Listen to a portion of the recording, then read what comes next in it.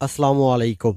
স্বাগত জানাচ্ছি বিবিসি আন্তর্জাতিক সংবাদে। সংবাদের শুরুতেই থাকছে সংবাদ শিরোনাম। জানিয়ে দিব এই মুহূর্তে গুরুত্বপূর্ণ সব আপডেট আন্তর্জাতিক সংবাদ। প্রথমে জানিয়ে দিব যুক্তরাষ্ট্রকে পাত্তা দিচ্ছে না ইরান।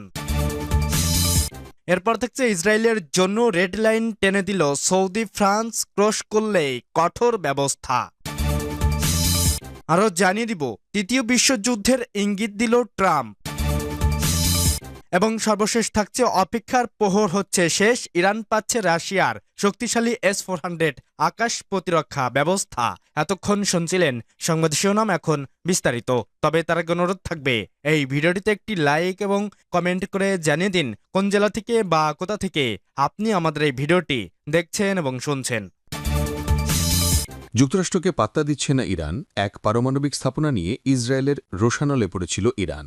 যদিও ইসরায়েলের করা অতর্কিত হামলার উচিত জবাবও দেয় আয়াতুল্লাহ খামেনির দেশ। পুরো ইসরায়েলকে কাঁপিয়ে দেয় তেহরান। এরপর যথারীতি নতুন করে আলোচনার কেন্দ্রে উঠে আসে ইরানের পারমাণবিক কর্মসূচি এবং তা উন্নীতকরণের পরিকল্পনা। আর তাতেই ভেটো দিয়ে বসে ইউরোপের শক্তিশালী 3 দেশ জার্মানি, ফ্রান্স ও যুক্তরাজ্য।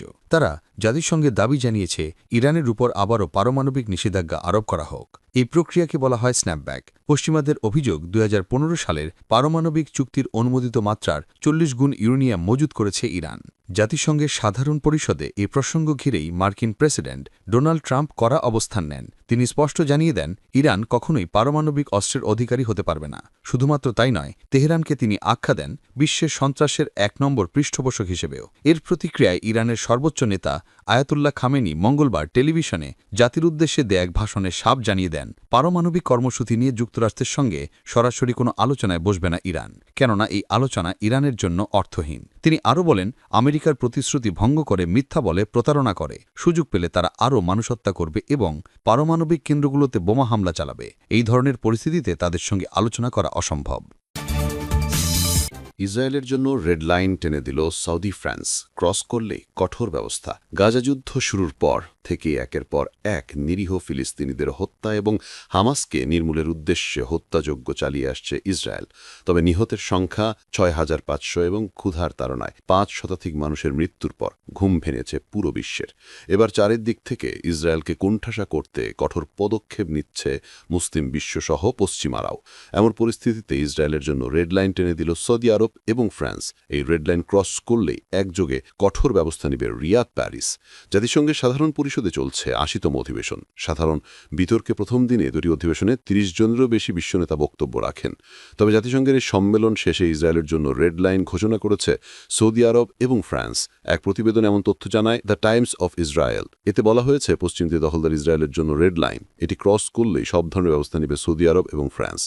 ফিলিস্তিনি রাষ্ট্রকে স্বীকৃতি দেওয়ার বর্তমান ধারার প্রতিক্রিয়ায় পশ্চিম তীরের যে কোনো অংশকে সংযুক্ত করলে সব ক্ষেত্রে কঠোর পদক্ষেপ নেবে ফরাসি প্রেসিডেন্ট ইমানুয়েল ম্যাখো এবং সৌদি ক্রাউন প্রিন্স মোহাম্মদ বিন সালমান। তবে রিয়াদ ও প্যারিস কী পদক্ষেপ নিতে পারে তা স্পষ্ট করে বলেনি। সৌদি আরবের বিষয়ে বিশ্লেষকরা বলছেন, কঠোর পদক্ষেপ হিসেবে সৌদি ইসরায়েলি স্বাভাবিকরণের সম্ভাবনাকে মৃত ঘোষণা করতে পারে রিয়াদ, অথবা আবারও ইসরায়েলি বিমানের জন্য সৌদির আকাশ সীমা বন্ধ করে দিতে পারে ক্রাউন প্রিন্স সালমান। ধারণা করা হচ্ছে, পশ্চিম তীর ইসরায়েলের সঙ্গে সংযুক্তিকরণ দুই দেশের মধ্যে আন্ডার দ্য রাডার নিরাপত্তা এবং বাণিজ্য সম্পর্কের ক্ষতি করতে পারে। শুধু তাই নয়, রেড লাইন অতিক্রম করলে আব্রাহাম চুক্তির ঝুঁকিতে পড়বে। এই চুক্তি ব্যর্থ হলে আবার আরব ইসরায়েল যুদ্ধের সংখ্যা বাড়তে পারে। এর আগে ইসরায়েলকে একই সতর্কবার্তা দিয়েছে সংযুক্ত আরব আমিরাত। এদিকে পশ্চিমা দেশগুলোর মতো সকল দেশের প্রতি ফিলিস্তিনকে স্বাধীন রাষ্ট্র হিসেবে স্বীকৃতি দেওয়ার আহ্বান জানিয়েছে সৌদি আরব। দেশটির পররাষ্ট্রমন্ত্রী প্রিন্স ফয়সাল বিন ফারহান জাতিসংঘের 80তম সম্মেলনে এই আহ্বান জানান।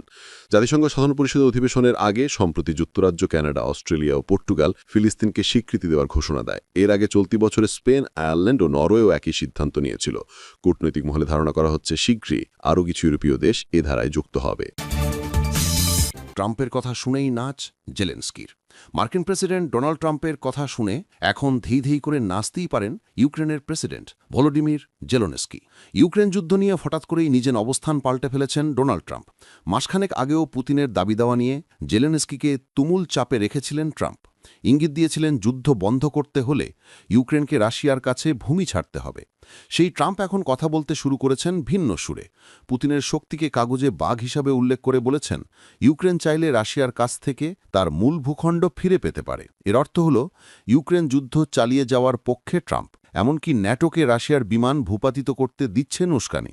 ইউরোপের সাথে রাশিয়ার সংঘাত বেঁধে গেলে তা যে তৃতীয় বিশ্বযুদ্ধে রূপ নিতে পারে তা বিলক্ষণ জানেন ডোনাল্ড ট্রাম্প।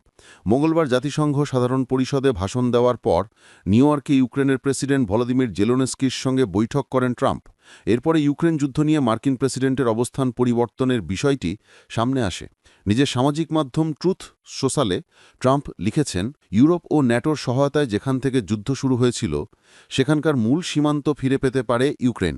এর কারণ হিসাবে রাশিয়ার অর্থনীতি চাপে থাকার কথা জানান ট্রাম্প। অথচ ট্রাম্প সবসময় ইউক্রেন যুদ্ধ বন্ধের পক্ষে ছিলেন। দ্বিতীয় দফায় ক্ষমতায় এসেই এই যুদ্ধ বন্ধে কাজ শুরু করেন মার্কিন প্রেসিডেন্ট। পুতিনের সঙ্গে আলাস্কায় এক ঐতিহাসিক বৈঠকও করেন। মীমাংসা করতে গিয়ে ট্রাম্প বলে আসছিলেন, ইউক্রেনকে হয়তো কিছু ভূখণ্ড ছাড়তে হতে পারে, তবে জেলোনেস্কি বরাবরই এ প্রস্তাব প্রত্যাখ্যাত করেছেন। ট্রাম্প জানিয়েছেন, ইউক্রেন রাশিয়ার সামরিক ও অর্থনৈতিক পরিস্থিতি ভালোভাবে বোঝার পর তার অবস্থান বদলেছে। তিনি রাশিয়াকে কাগজে বাঘ আখ্যা দিয়ে বলেন, পুতিন ও রাশিয়া ভয়াবহ অর্থনৈতিক সমস্যায় রয়েছে, এখন ইউক্রেনেরই সময়। এদিকে ট্রাম্পের অবস্থান পরিবর্তনে মহাখুশি জেলোনেস্কি। একে বড় অগ্রগতি আখ্যা দিয়ে স্বাগত জানিয়েছেন ইউক্রেনীয় প্রেসিডেন্ট। ফক্স নিউজকে দেওয়া সাক্ষাৎকারে জেলোনেস্কি জানান, ট্রাম্পের পোস্ট তাকে বিস্মিত করলেও তিনি এটিকে ইতিবাচক সংকেত হিসেবে নিয়েছেন। জেলেনস্কি ধরে নিচ্ছেন, যুদ্ধ শেষ না হওয়া পর্যন্ত ট্রাম্প ও আমেরিকা ইউক্রেনের পাশে থাকবে। ট্রাম্পের অবস্থান পরিবর্তনের প্রমাণ মেলে আরও একটি মন্তব্যে। মঙ্গলবার জাতিসংঘ ভাষণের পর ট্রাম্প বলেন, ন্যাটো সদস্য দেশগুলোর আকাশসীমার রুশ বিমান ঢুকলে সেগুলো গুলি করে নামানো উচিত। সম্প্রতি রুশ বিমান ও ড্রোনের বিরুদ্ধে একাধিকবার ন্যাটোর আকাশসীমা লঙ্ঘনের অভিযোগ উঠেছে। এ নিয়ে ন্যাটোর হাতে রাশিয়ার উত্তেজনাও বেড়েছে। অপেক্ষার হচ্ছে শেষ, ইরান পাচ্ছে রাশিয়ার শক্তিশালী S-400 আকাশ প্রতিরক্ষা ব্যবস্থা। রাশিয়ার যুদ্ধবিমান এখন ইরানের হাতে। সিরাজের রানওয়ে কাঁপিয়ে MiG-20 ছুটে উঠেছে আকাশে। দৃশ্যটা যেন যুদ্ধের মঞ্চে নতুন অধ্যায়ের ঘোষণা। ভাবুন তো, যে আকাশে এতদিন ইসরায়েল দাপট দেখিয়েছে, সেখানে যদি হঠাৎ হাজির হয় রাশিয়ার তৈরি যুদ্ধযান, তাহলে খেলার নিয়ম কি একই থাকে, নাকি এটা ইরানের প্রতিশোধের নতুন ছক, যার আঘাত সরাসরি পড়বে তেল আবিবের হৃদয়ে? এই ইঞ্জিনের গর্জন কি হয়ে উঠছে ইসরায়েলের কফিনের ঢাকনা?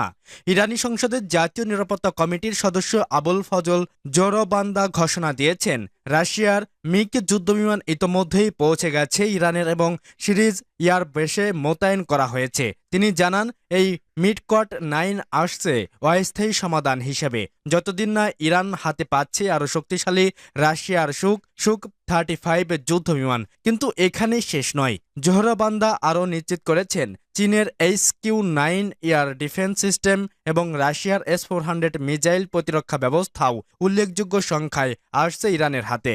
অর্থাৎ ইরান কেবল আকাশ নয়, তার প্রতিরক্ষা ভূপটল তৈরি করছে চারদিক থেকে।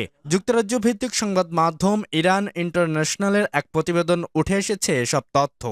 এখন প্রশ্ন হলো, প্রতিদিন যে ইরানের আকাশ প্রতিরক্ষা তুলনামূলক দুর্বল ছিল, বিশেষ করে ইসরায়েলি হামলায় রুশ সরবরাহকৃত S-300 ব্যাটালিয়ন ধ্বংস হওয়ার পর এখন এই নতুন সিস্টেমগুলোকে আবার খেলার পালা বদলে দেবে।